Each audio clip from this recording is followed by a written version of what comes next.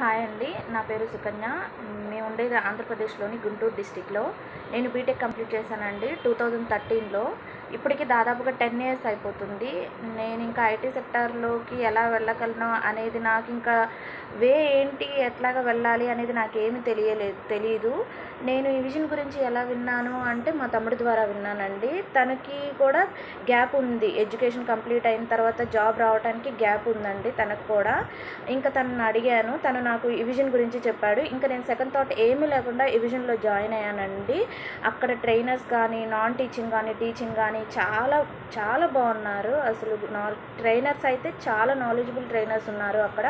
Non teaching staff కూడా మనకి చాలా కమ్యూనికేటివ్గా ఉంటారు.